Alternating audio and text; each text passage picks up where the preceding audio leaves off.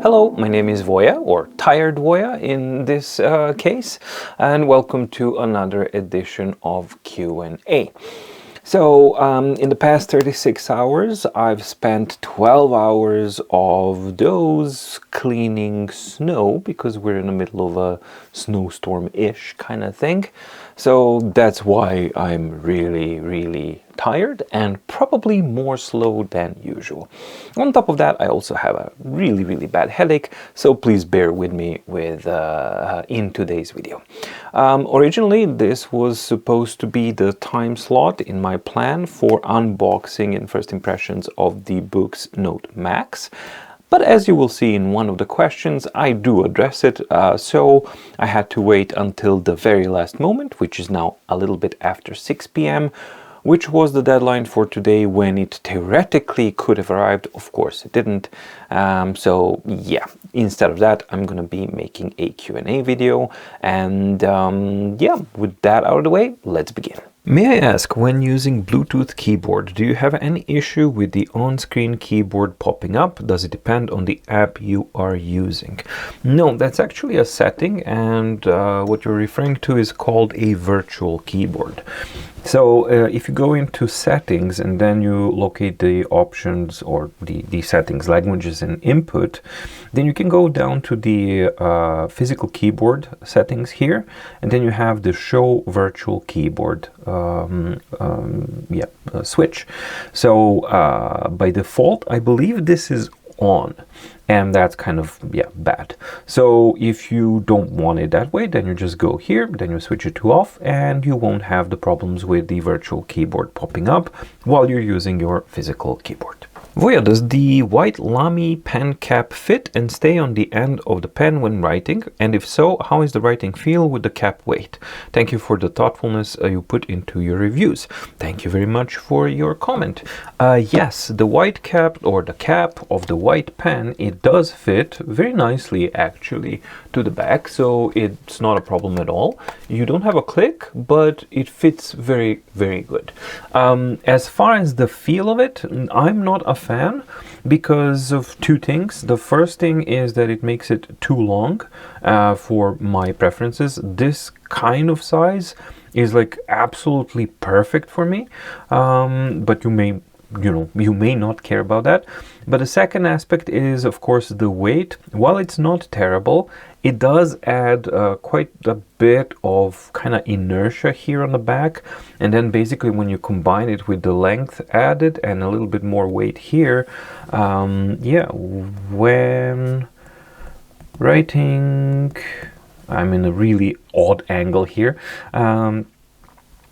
it doesn't interfere too much, right? Because it's pretty stationary, right? So I'm not writing like this. Nobody really writes like that. Or I don't know, if you are writing like that, then you're gonna have issues. But if your writing style is that you're setting the pen to basically lean against this part of the hand here, then I don't think that you're gonna have any issues in writing. So yeah, the only thing that I personally don't like is that basically it's just too long, and I do tend to feel this kind of edge here just a little bit, but in all honesty, it's nothing really bad. It's just that this option, I find it far better. This is in regards with the Supernote Manta. What if they upgrade the screen? How often will they release new SoCs?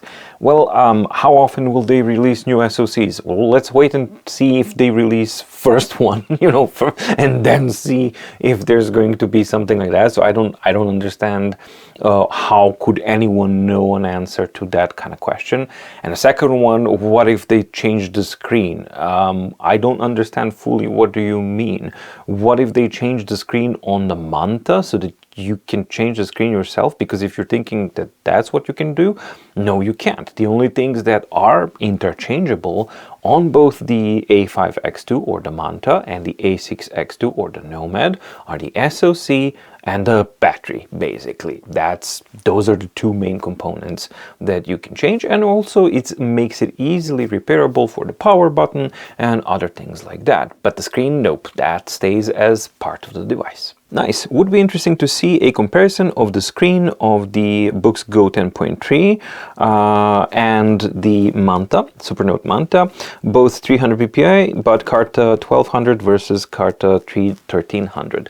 Yeah, I totally agree. And not only that, but it's also HD Carta, so glass panel, on the Boox 10.3 and the Carta Flexible on the Manta. So there's quite a few things to kind of see and weigh out and see how they kind of work. Of course, on both of them we do have that paper-like writing protection, screen protector or layer, which does interfere with the image quality and perception of that. So that is also going to be an interesting thing to see how it compares. So definitely something that I will be checking out in the near future. This is in regards to my older video, which e-ink tablet has the best writing quality.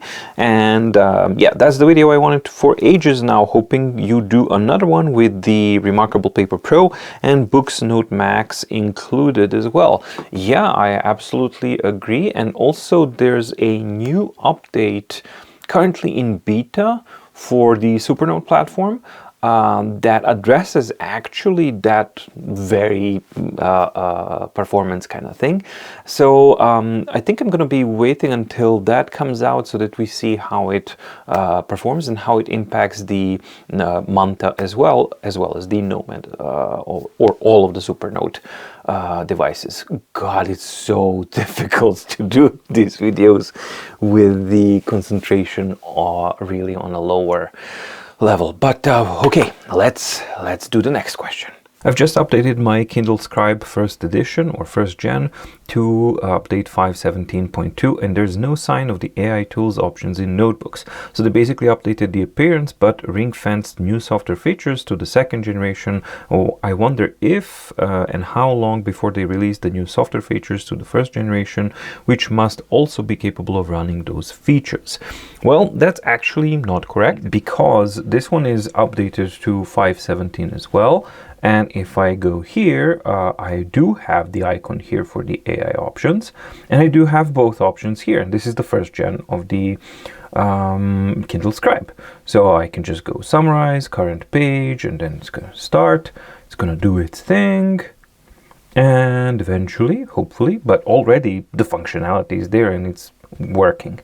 So yeah, and there we go. This I think has to do with regions and region laws, and that this is basically a region-based functionality. Now I've also seen some rumors. Well, basically internet is just rumors at this point, which is really depressing, but that they're saying like, oh, it's just the US, and it's like, well, no, I'm in Norway. I've just downloaded the update and I updated this one and it works fine in Norway. So if you are experiencing that you don't have that option, I recommend that you actually contact Amazon or Kindle and ask them that question, so that you maybe actually hear exactly what's going on before jumping to conclusions and some theories and basically spreading misinformation.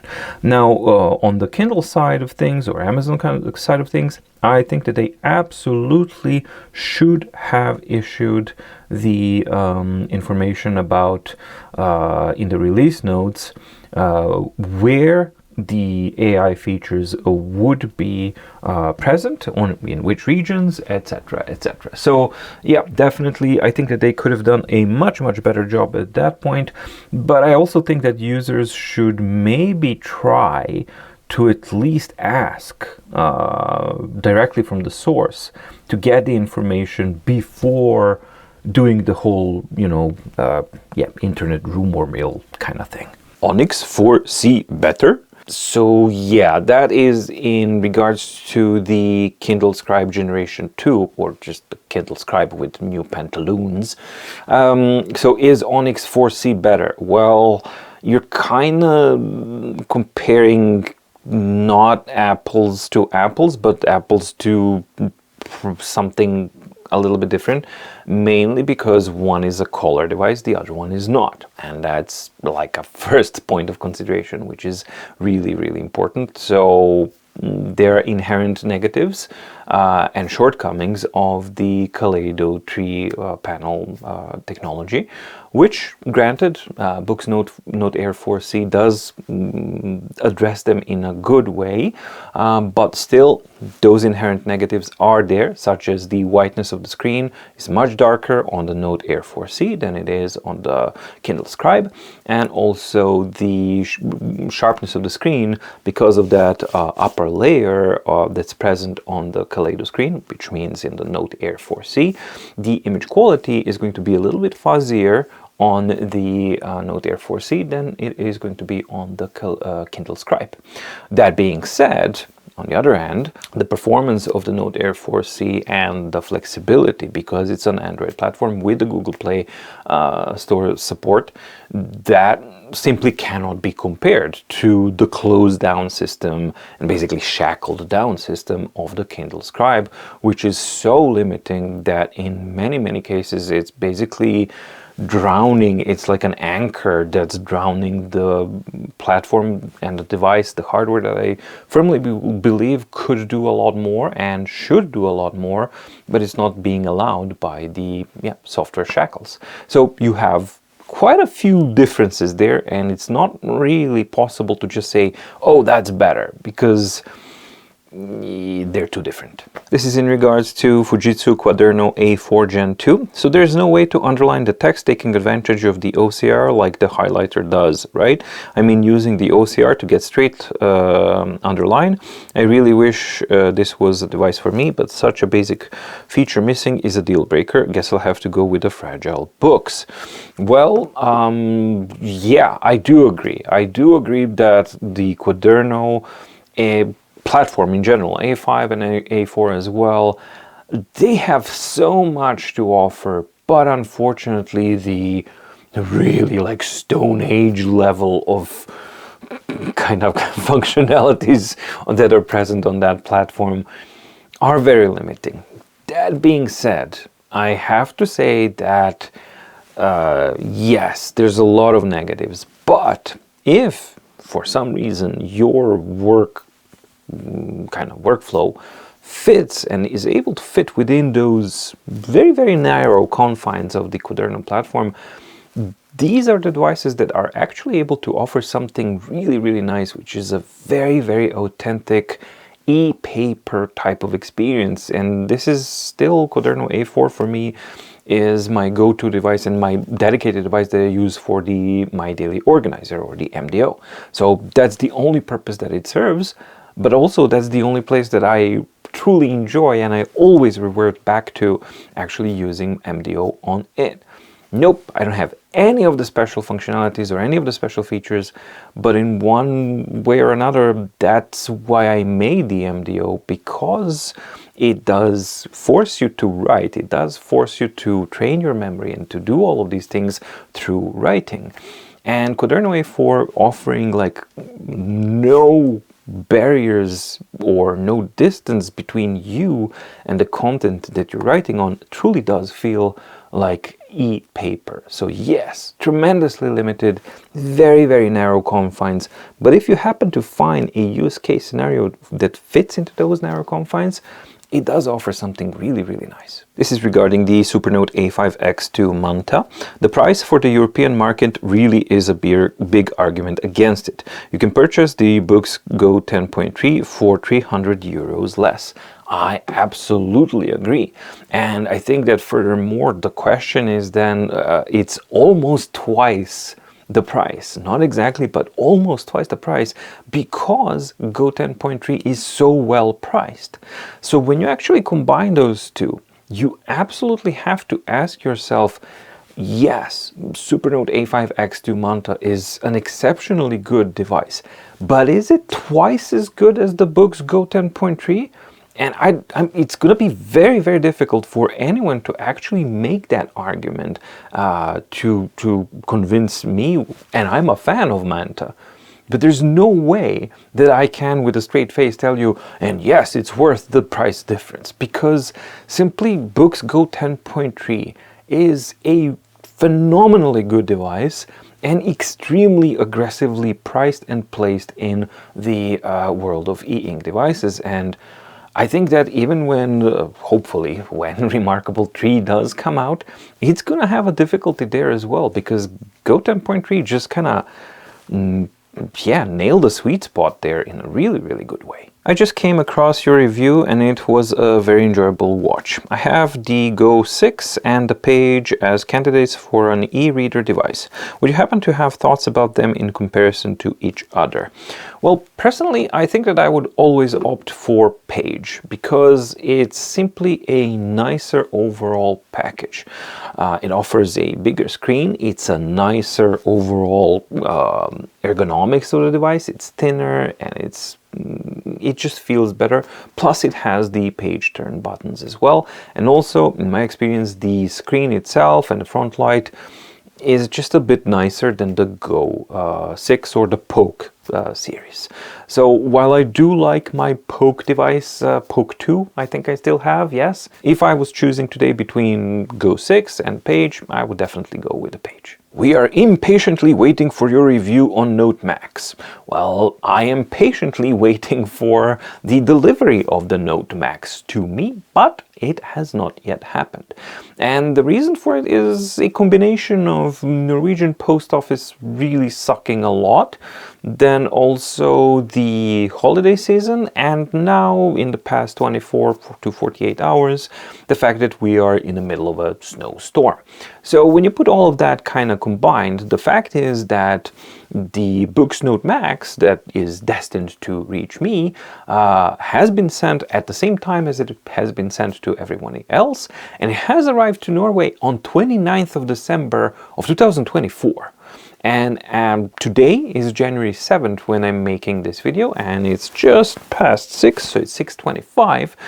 And yeah, the tracking thing said like, oh, it should be arriving any day now, you know, all that kind of stuff. So I actually contacted support earlier today, because I was sick and tired of waiting for it. And also my contact from Boox also asked like, what the hell's going on? Where's the package? Did you receive it or not? And I was checking it out and all that kind of stuff.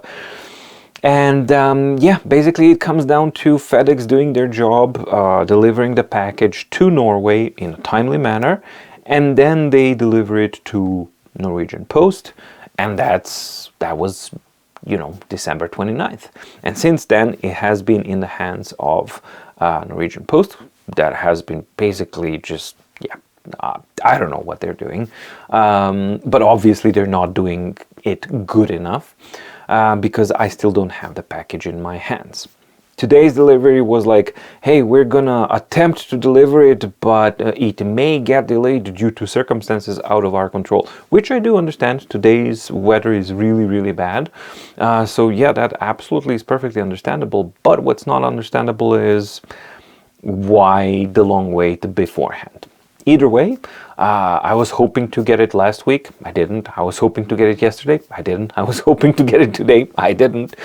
Now, I'm no longer going to be hoping. I'm just going to, you know, see when it arrives. So when it does get to me, I will make the unboxing video and then schedule it, and then you will see it in either the Tuesday or Friday slot, the soonest one which is available after me receiving the package. I've been eagerly awaiting the release of the Boox Note Max, as its features and screen size 13.3 inch best suits my needs. However, at this point I'm wondering if I should hold off for a possible launch of a similar device in color. Is there any indication or rumor suggesting that Boox might release a 13.3 device similar to the Note Max in color in the near future? Thank you very much, and congratulations on your fantastic work. Thank you very much. No, I do not know of any rumors or any kind of plans if a 13.3 inch is in color is coming out. If it does, and if we take into account Boox's kind of previous timelines, I think the earliest possible slot where theoretically it could appear would be late April, May, because if we take into consideration the Boox kind of schedule, they normally go around December, January, having something, then April, May, and then late September, early October. This year everything's been kind of shuffled around and moved around, so they are changing up their schedule. So we have no idea actually when things are going to come out, but as far as whether such a device even exists, well, we know that the 13.3-inch Kaleido panels do exist with the third generation of the Quaderno, because Quaderno A4 Gen 3 is such a device, 13.3-inch Kaleido 3 panel. So the panel exists, and that is something that is being implemented into devices. So the possibility is there. Whether or not it happens, it remains to be seen. Not sure if you've answered this before and I missed it, but any plans for a review of the Kindle Colorsoft? No, I don't plan to review the Colorsoft simply because it doesn't make any sense. I mean, it's a color Kindle, whoop-de freaking do. I mean, it doesn't do anything. It's just, the color devices have been around for a very, very long time, and it's just Kindle in color. So if you're a Kindle user and you want it in color and you're aware of all of the limitations of the Kaleido 3 panel technology, then go for it. But for the life of me, that price, I don't think that it can be justified in any way, shape or form. This is regarding the Remarkable Paper Pro. Do you think it is a suitable device for someone who only reads books? I don't read magazines, articles or manga, just novels or historical books. Thank you. No, I absolutely do not think that this is a good device for that kind of purpose. First of all, because the Remarkable platform absolutely sucks still at how it handles ebooks. So that is point number one. Point number two, the screen itself, while I do marvel at what it represents as a technological advancement and all of these kinds of things, and I do really appreciate that, for reading purposes, I absolutely do not think that it's good, and you have far, far better devices in the market for that. And the final aspect is that this is a heavy and a large device for just reading purposes, and it's gonna become heavy and uncomfortable to use very, very quickly. And the fourth one would be the price. It's extremely pricey for that kind of stuff. So I would recommend that you scour the range of many, many devices that we have on the market currently and find something that's a bit more suitable to your needs. All right, phew, I managed without kind of fainting or falling asleep or something like that. Okay, so now that's only, a third of the work, because now I need to transfer it, edit it, and do all of that kind of stuff. Upload and publish and schedule. Okay, fine. But anyway, that's it from me for this edition of Q&A. I hope that you found the video informative and or useful. If you did, please like and subscribe and ding the notification bell in the description below to get notified when new videos come out on MyDeepGuide. And also don't forget to visit mydeepguide.com/shop, where you can find both my daily organizer and MMP, both of which are hyperlinked PDF files that help you organize all of your personal or professional needs. And more information on both of these you can find in the links in the description below. Thank you so much for watching. Stay safe, stay healthy, and see you in the next video. Bye!